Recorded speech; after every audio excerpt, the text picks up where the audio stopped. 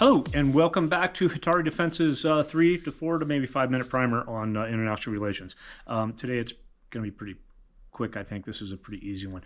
I've had some requests for topic discussions, and recently there's been some stuff regarding classified material being shared in the goldfish memory of the general public. This probably seems like ancient history. It's just actually just a few weeks ago. So I had some people ask me if I would talk about security classifications. So I will. So things are classified based on how much damage their disclosure would cause the country, and it's very clearly delineated. And I'm going to read it to you because there are certain things that I just don't want to even mess up any of the words. There are many forms that I know by heart, but I will read just to make sure I get them absolutely perfectly right. Not that this is going to be graded. God, I hope not. Anyways, top secret information whose unauthorized disclosure could reasonably be expected to cause exceptionally grave damage to national security. Secret information whose unauthorized disclosure could reasonably be expected to cause serious damage to national security, and confidential information whose unauthorized disclosure could reasonably be expected to cause damage to national security. Now, some of those words are open to interpretation. What is exceptionally grave? What is serious damage? What is damage? But we've been doing this long enough that certain things fall into certain categories. So there is another level of classification below confidential. Actually, there's two basically. There's unclassified, and then there's CUI, controlled unclassified information, which is just like important stuff that general public can't look at. It's basically legal government work. And then above top secret, there's some other classifications that I'm not going to get into because it's not important to this conversation. And then the other question was, who classifies stuff? Well, the President of the United States is the ultimate classification authority on everything.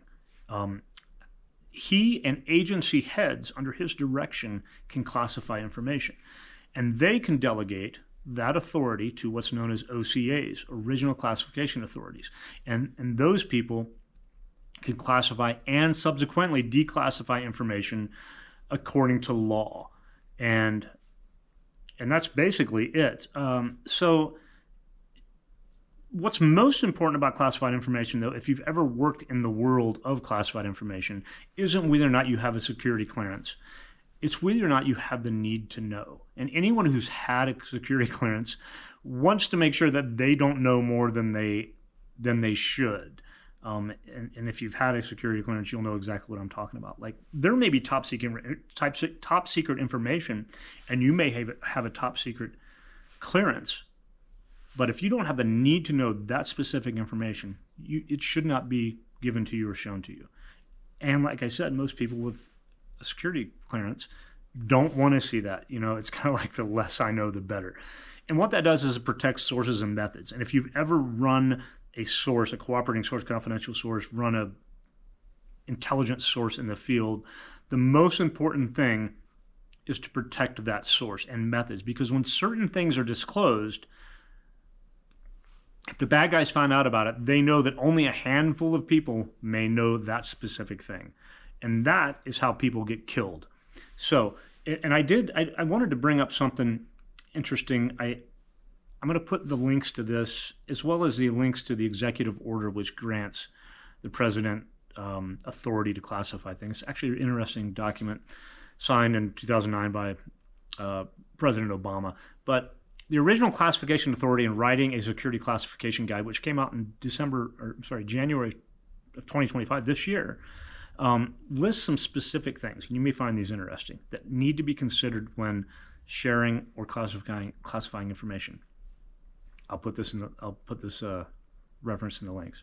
Information disclosing U.S. systems and weapons capabilities or deployment. Information that could place someone in jeopardy. So if you just put information out there that could put somebody in jeopardy, we're dealing with classified information. Now, the death of a U.S. serviceman, would we consider that exceptionally grave damage? I would. Okay, I had a glitch with my camera there, so hopefully I'll be able to put these things together. It won't seem too weird. We were talking about sources and methods, and a handful of people should only know certain things, and the need to know is very important.